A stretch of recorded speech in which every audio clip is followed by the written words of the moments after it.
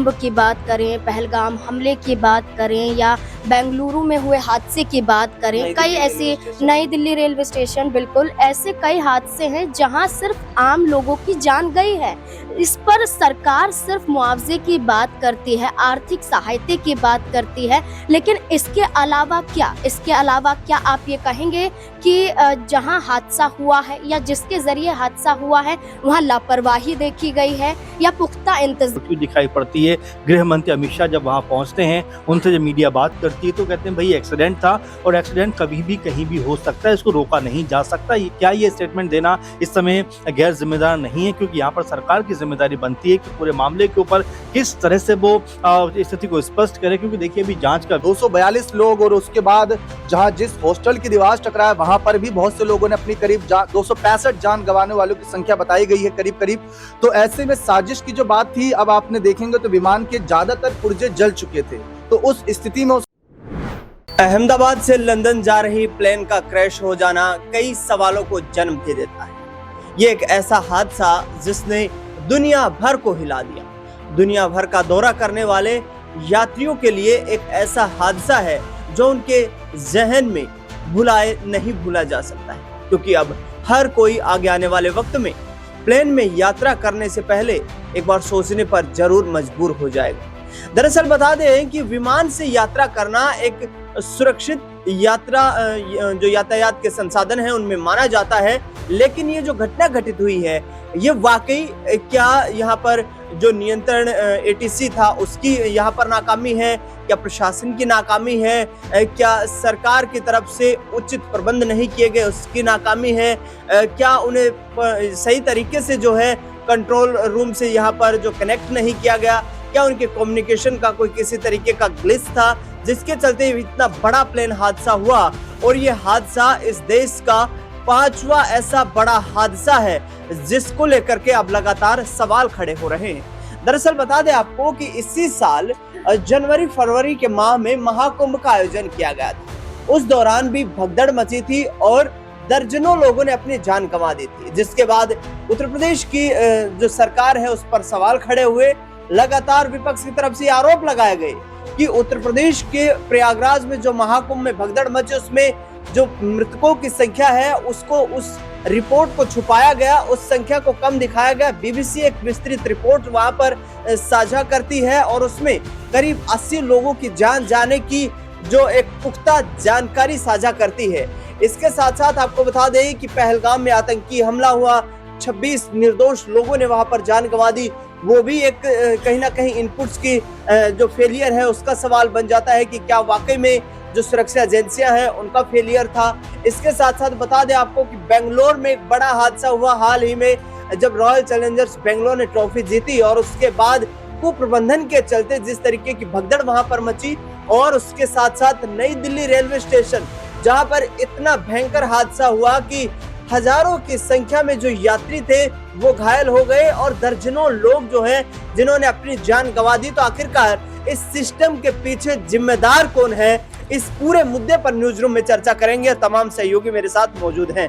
नाजमीन से सबसे पहला सवाल लेंगे। नाजमीन, ये 5वां ऐसा बड़ा हादसा है इस साल का और मोदी सरकार पर लगातार सवाल खड़े हो रहे हैं कि विभिन्न जो डिपार्टमेंट्स हैं क्या उनकी जिम्मेदारियां इतनी जो है लापरवाह चल रही है कि कोई किसी तरीके की जिम्मेदारी लेने को यहाँ पर राजी नहीं है, क्योंकि इस तरीके की घटना कहीं ना कहीं लोगों में एक अविश्वास पैदा कर देती है। तो कैसे देखती हैं सरकार अब क्या प्रभावी कदम उठा सकती है? देखिए, आपने ये तो सही कहा कि अब तक कितने बड़े हादसे हो चुके हैं, लेकिन क्या इसको लेकर कोई जिम्मेदारी ली गई है? जहां महाकुंभ की बात करें, पहलगाम हमले की बात करें या बेंगलुरु में हुए हादसे की बात करें, कई ऐसे नई दिल्ली रेलवे स्टेशन, बिल्कुल ऐसे कई हादसे हैं जहां सिर्फ आम लोगों की जान गई है। इस पर सरकार सिर्फ मुआवजे की बात करती है, आर्थिक सहायता की बात करती है, लेकिन इसके अलावा क्या आप ये कहेंगे कि जहां हादसा हुआ है या जिसके जरिए हादसा हुआ है वहां लापरवाही देखी गई है या पुख्ता इंतजाम नहीं थे, या जो अब हम विमान की बात करें, क्या वो विमान में जितने भी सुविधाएं थी या जो विमान था क्या कितने साल से है, या वो सुरक्षित था, या उसमें भी लापरवाही देखी गई। तो सवाल ये खड़े किए जाएंगे कि जब रेलवे में हादसे होते हैं, जब हम ये कहते हैं कि रेलवे में मौजूद, रेल में बैठे कई यात्री जो हैं अपनी जान गंवा देते हैं। इसके बाद मंत्री की बात करें, जो रेलवे मंत्री अश्विनी की, तो वो सीधे तौर पर ये कह देते हैं कि जो हादसा हुआ है दुखद हादसा है। अभी भी हम देख रहे हैं कि केंद्रीय गृह मंत्री अमित शाह चले जाते हैं गुजरात में, वहाँ चले जाते हैं जहाँ घटना हुई है। इसके बाद अस्पताल पहुँच जाते हैं, वहाँ जो घायल थे बाकी और लोग, उनसे मुलाकात करते हैं। आज प्रधानमंत्री चले जाते हैं, वो घायलों से मुलाकात करते हैं, वो उस घटना स्थल पर पहुंच जाते हैं, एक समीक्षा बैठक भी बुलाएंगे। लेकिन इसके बाद क्या ऐसे ही हादसे होते रहेंगे? क्या इन हादसों पर कोई संज्ञान नहीं लिया जाएगा? क्या इन हादसों से कोई सबक नहीं लिया जाएगा, जिसके इंतज़ाम किए जाएं कि आने वाले वक्त में ऐसे हादसे ना हो, पुख्ता इंतज़ाम किए जाएं? क्या कोई कमी नज़र आती है, क्या कोई लापरवाही नज़र आती है? ये सारी चीज़ें जांच का विषय बन जाती हैं, और जांच के आधार पर ही तय होना चाहिए कि आखिरकार चाहे हम कहीं भी मान लें, हम कैसे अपने आप को सुरक्षित मान लेंगे। लेकिन यहाँ पर तो केंद्रीय गृह मंत्री अमित शाह ने तो इसे पूरा एक हादसा बता दिया कि ये एक घटना थी और इसमें किसी को जिम्मेदार ठहराया नहीं जा सकता है। लेकिन सवाल तो उठते रहेंगे, सवाल उठते रहेंगे, सवाल तैयारियों पर उठते रहेंगे, सवाल इंतजामात पर उठते रहेंगे कि कब तक मासूम लोग ऐसे ही सरकार की इन नाकामियों के चलते अपनी जान गंवाते रहेंगे। मेरे साथ अमन जी मौजूद हैं। सर, कहा जा रहा है कि यहाँ पर ये जो हादसा हुआ है, ये जो प्लेन क्रैश हुआ है, 2 दिन पहले भी इस प्लेन में जो है एक टेक्निकल फॉल्ट आया था, जिसको दिल्ली से अहमदाबाद में ही ये जो है प्लेन जो अपनी उड़ान भर रहा था, उस दौरान उस टेक्निकल जो फॉल्ट था उसको ठीक किया गया।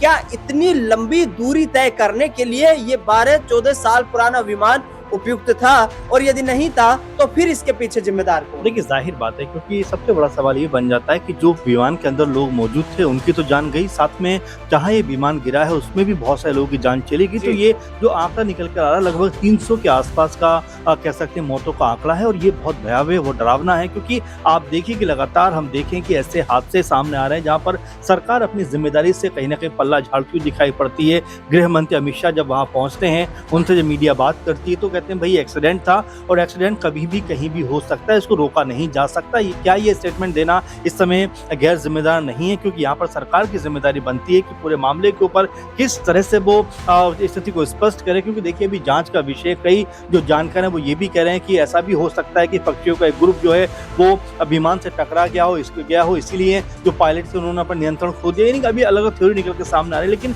महत्वपूर्ण बात यह है, क्योंकि आपने ये बात भी कही कि 10 से 12 साल पुराना ये विमान बताया जा रहा था, इससे पहले भी कुछ टेक्निकल इसमें गड़बड़ी थी। तो क्या यात्रियों की जान की परवाह किए बगैर इस फ्लाइट को उड़ाया गया था? ये कई तरह के सवाल हैं जो अब उठते हुए दिखाई पड़ेंगे दिनेश जी। और दूसरी महत्वपूर्ण बात ये भी है कि देखिए, यहाँ पर जिस तरह से बीजेपी के बड़े नेता हैं सुब्रमण्यम स्वामी, वो ये कह रहे हैं कि यहाँ अगर इस पूरे हादसे को देखा जाए तो इसकी जिम्मेदारी पीएम मोदी को लेना चाहिए, इसकी जिम्मेदारी गृह मंत्री अमित शाह को लेनी चाहिए, और इसकी जिम्मेदारी उड्डयन मंत्री जो है नायडू, उनको लेनी चाहिए। यानी कि तीनों को इस्तीफा देना चाहिए। आप देखिए, लगातार हादसे हो रहे हैं, चाहे रेल विभाग की बात करें, वहां पर आप देख रहे हैं कि वहां पर भी मुसलसल लगातार हादसे में देखने को मिलते हैं। लेकिन रेल मंत्री यहाँ से वहां के बहाने बनाकर आगे निकल जाते हैं। तो ये तमाम ऐसी चीजें सरकार को अब मजबूती के साथ में देखनी पड़ेंगी। क्योंकि देखिए, जान माल का नुकसान जिस तरह से हुआ है उसकी भरपाई 1 करोड़ रुपए देकर भी नहीं हो सकती। कितनी भी आप कीमत दे दीजिए उसकी भरपाई नहीं हो सकती। इसलिए सरकार को हर एक पैमाने पर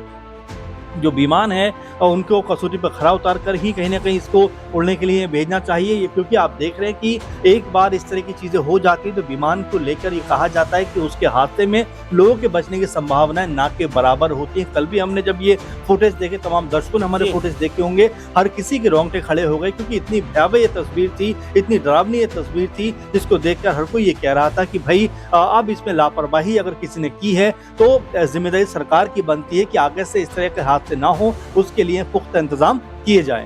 पुख्ता इंतजाम किए जाए। कोई अपनी बेटी से मिलने जा रहा था, कोई अपनी बिजनेस डील के लिए जा रहा था, तो कोई पर्यटक थे जो कि हिंदुस्तान घूमने आए थे और वो वापस विदेश यानी कि लंदन लौटना चाह रहे थे, जिसमें कुछ पुर्तगाली और ब्रिटिश नागरिक भी बताए जा रहे हैं। मेरे साथ दीपक मौजूद हैं। दीपक, क्या यहाँ पर प्रधानमंत्री नरेंद्र मोदी जो हालात का मुआयना कर रहे हैं, क्या हालात का मुआयना करना और सिर्फ यहाँ पर ये कह देना कि एक हादसा है और ये कभी भी घटित हो सकता है, ये पर्याप्त है?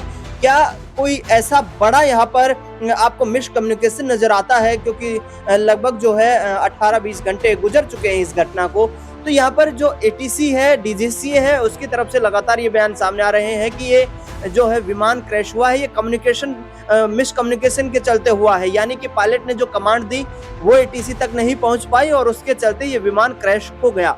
आगे आने वाले वक्त में राज्य और केंद्र सरकारें किस तरीके से इस तरीके की दुर्घटनाओं को रोकने के लिए प्रभावी कदम उठा सकती है? देखिए, पहले तो यहाँ पर ये जानना जरूरी है कि प्लेन हादसे में एविएशन एक्सपर्ट जो है उनका क्या कहना है। अमेरिका के एक एक्सपर्ट है, उनकी एक रिपोर्ट सामने आई है जो करीब यहाँ पर बताया जा रहा है कि प्लेन क्रैश कैसे हुआ। जो वीडियो आप देखे होंगे, बताया गया कि टेक ऑफ करते ही क्यों क्रैश हो गया, क्योंकि अगर ऊपर जाता, किसी ने क्या साजिश रची थी, क्या कोई अंदर धमाका हुआ था। तो जो जॉन एम कॉक्स ने बड़ा खुलासा किया, कॉक्स के मुताबिक विमान के पुर्जे ठीक से कॉन्फ़िगर नहीं किए गए थे, इसलिए यह हादसा हुआ।